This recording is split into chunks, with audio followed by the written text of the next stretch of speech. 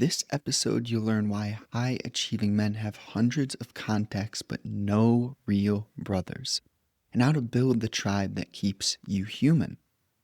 Welcome to Energy Alignment for Entrepreneurs, the podcast helping entrepreneurs be free from anxiety, stress, and tension through balancing emotions and consciousness expansion.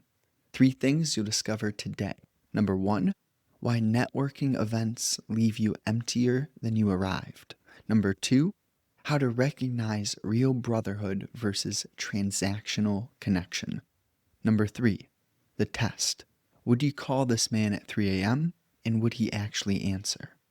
So let's look at that connection between high achievement and having a lot of acquaintances, but no real depth in connection. And we'll use the first point to sort of illustrate the bigger picture message here, which is you have these networking events and you leave emptier than you arrived. What does that mean? Really, in life, what we have is we need to build and interact on a surface level to get things done. But there is a depth that can be instilled within all interaction. So the thing with practical networking events or very transactional expectations is it almost takes the joy out of the game if you're not fully evolved.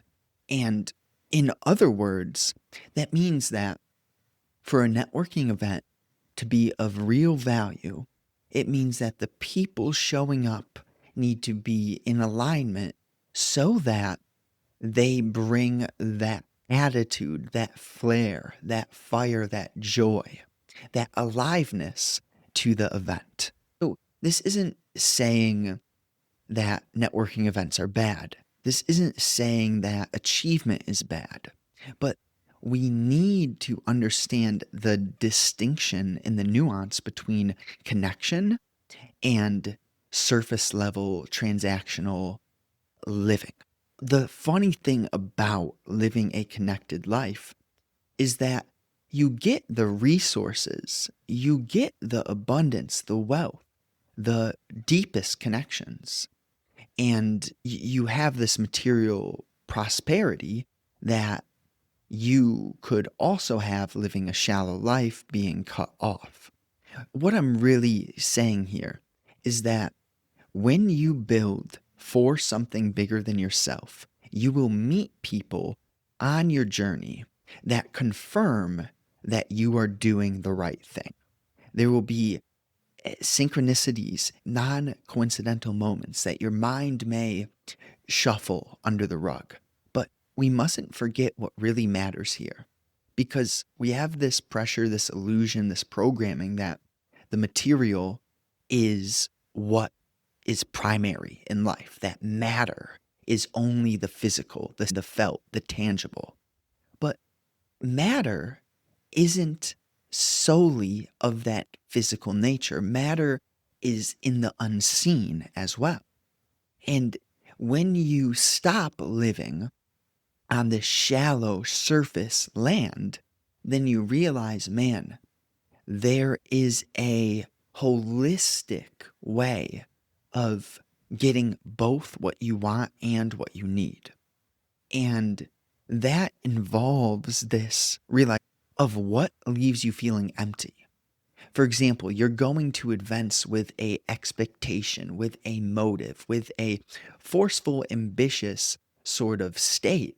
Well, it's kind of like saying, hey, just let me pick your brain. To some people, they may have heard that, not think of it much, and then repeat it mindlessly. But to me, I don't want to talk to you if you're here to pick my brain. Like, I'm here to have a connection, a conversation. I'm just here to be. And if you have a motive in relationship to interacting with me, if like the only reason someone may interact with me is so they can get smarter or something, that's just, it's like you're missing the point. The point of life isn't to force your juice. It's to accept the flavor, the fuel that you are given, and to learn to work with what you have. So I know that's a bit of a stretch from the point. Let's hop into point number two and wrap this thing nicely. How to recognize real brotherhood versus transactional connection. So on the forefront, there, like I said before, is a necessity for a practical furthering of the material world. But simultaneously, if you learn to follow your heart, you'll let your talents, your gifts guide you in terms of creating resources in a practical manner and also creating that real brotherhood.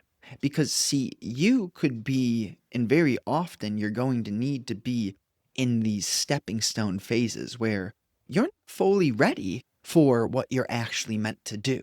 So, God, the universe, whatever you want to call it, puts you through these trials and tests to strengthen you, to ripen you, to let, if we talk about the parables of the seed and the harvesting, that is that essence where you go through these material sort of trials for your inward expansion and learning.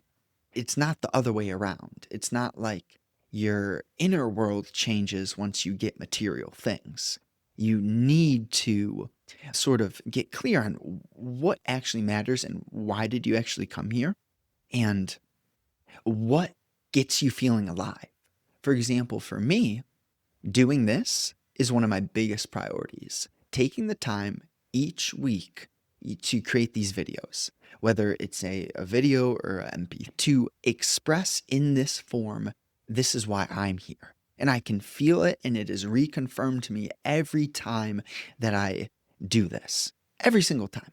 It's just irrevocable. When you feel the depth of vitality and you see the relationship between, man, this thing, this action, this commitment, and then the fuel that it gives you, the charge, the drive, the aliveness. So you make your life simple and you see, man, having a real brotherhood is for me.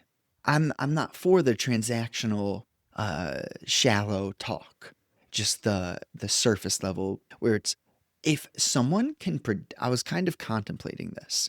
If someone can predict effortlessly your emotional reactions, or if people can read you like a book, what that means really is that you are too mechanical, meaning that the spirit isn't um, being allowed to breathe in the moment that the trigger arises. Why does this matter? Well, because for a real brotherhood to form, you have to almost be a leader for yourself. You have to start the brotherhood within your own heart and treat others how you would like to be treated. Do the work to alchemize your lower vibrational triggers and demons, if you will.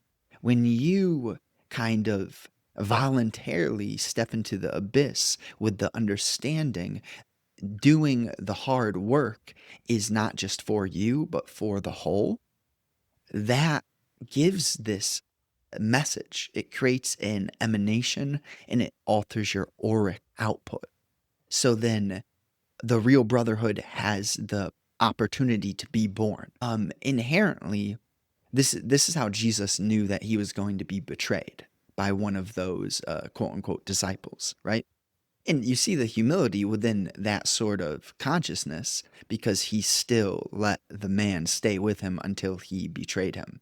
That's like, you see, if you can play life on that level where you are aware of the implications of the tones, the body language, the gestures, the weight of the footsteps, when you can read between those lines because you've paid so much attention to alchemizing your own darkness, then you can feel others' friction and tension. And it's like this double-edged sword where you better be on your toes. If you do the work, you have the sensitivity, but it's not something you possess. Like if you get cocky or lose the humility, then If you start to think it's all about you and these are like powers you possess, then you lose it. And point being, again, that the world is a mirror. So when you alchemize your own work, then it is just natural that you're going to meet amazing individuals who are also on their journey. You don't need to believe anything I'm saying. All I say is try being your best. Like, actually, don't try it, do it. Go and practically, I would say the fundamentals are going for walks as often as you possibly can, noticing the relationship between your actions and how you feel. For example, scroll for 30 minutes, then ask how you feel, versus work out for 30 minutes without your phone and without music and see how you feel. Also, I would say it's important to have a project going on practically. Now, this can be overwhelming, so you need to keep it simple. And that is just to start with journaling, just to ask yourself some questions. It depends on where you're at in your journey, right? You may be 5 years into having a company. You may have just started thinking about being an entrepreneur. You may be 20 years and very successful already. This message is for any individual. You don't even need to be entrepreneurial. But the point being is that we need a project. We need that fresh air. We need to move our body. We exercise, whole foods, nutrition, and you're aware of your relationship between the actions and how you feel. So, besides that, be very honest about the things that weaken you. And sometimes I'll give you a tip here because this is really what I've seen. The things that weaken you are usually so tricky that you find a way to think that they don't weaken you. And all that being said, this isn't a rush. This isn't a self-development message. The things you struggle with, you're meant to struggle with. It's okay. And you're fine as you are right now. All I'm saying is that you do have the power to change, and you have that strength within to notice the weakness and to pay attention to the triggers and just to simplify your life, right? So that you are having that awareness of every moment, every single moment is creating your future. It's not like out there. It is right here, right now, the thoughts you have, the actions you choose, the way that you live your life, and that builds your future. It's all here now.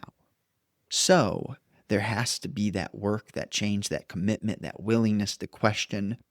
Then real connection is just natural. So we look at the test. What do you call this man at 3 a.m.? And what do you actually answer? So it's not about the shallowness of, oh, if I called them and he didn't answer, he's not a part of the brotherhood. That's not the message. The message is in sort of the metaphorical essence of a man at any time, at any hour, being there for you, no matter what you're going through in your life. Again, for this to happen for you, whether it be your wife, your husband, your just friends, for you to have quality individuals around you, you must be that person first. It's not this woofy, I can't even say it anymore. The law of attraction. It's not the law of attraction. It's just fundamentally simple when you take this step back to sit with yourself and comprehend, okay, I am thinking, I can also observe my thinking. What does that mean? I can feel my emotions, but then I can choose to change, and then the state of my energy follows. So, do my emotions run me? Do my thoughts run me? Or when I change my actions and my state changes, then there's a loop of my thoughts change. So, it's your thoughts and your actions, they compound, they create loops, but you have the opportunity, the ability to choose. So, what's going on there? And then you can judge yourself, right? You can think about yourself. You can have all these emotions, but then you can see or you can be aware of the fact that you're thinking. So, the point is there is a intricate dance within consciousness itself that mainstream is really starting to talk about. Now, my mainstream is probably different from the average mainstream. I'm talking about what I see because I've been kind of cultivating my digital ecosystem for a while intentionally. Now I'm seeing more and more like, hey, there are plenty of individuals doing this work. And if we just get to the core, you in your heart need to feel and process the depth of what it is that you are. And in other words, that is to, let's say you're looking and you're seeing movement within nature. That is to stop labeling every little micro movement that you see and to learn how to just watch. The only way you can do that is if your mind gets a little bit quiet because your energy and your being is alive, meaning toes, hands, heart, gut, mind, everything, awareness of breath. And you stop being so reactive. That's the thing. We've been created and programmed to be extraordinarily quick, to move, to always be moving, and to not have this stillness. Now, the funny part about stillness is it allows for your movement to compound in efficiency, and you get way more done than you would otherwise. Practically, that means you could work 4 hours and get more done than someone who works 8 hours. And that is just because you have this bigger picture understanding of, okay, I know what I'm working on. I know why I'm working on it. It's not just for me. And when you zoom out and you look at the bigger picture, that allows for your zoom in to have a much clearer resolution, right? It's like, who cares how zoomed in you are if the resolution is dog shit, right? So, hence clarity. It's literal. You choose your levels of clarity. And I'm just going to say it again because I can't underestimate the importance of just going on walks. You can walk down the street. It doesn't matter how busy it is as long as there's a sidewalk. I live on a dead end, so I'm grateful for that.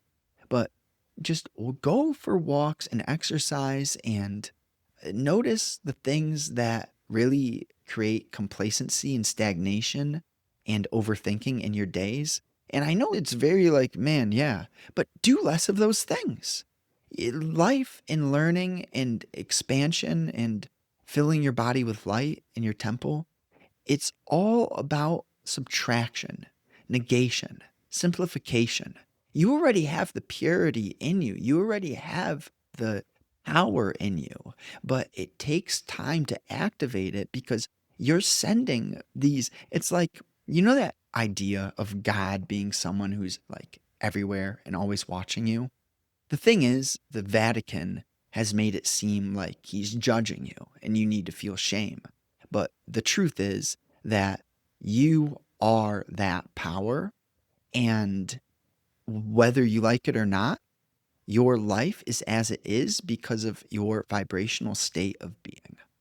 And when you learn to start noticing the coincidences without having any emotional reaction to them, when you start to let go of being so identified with the me, with insert your name, your date of birth, this body.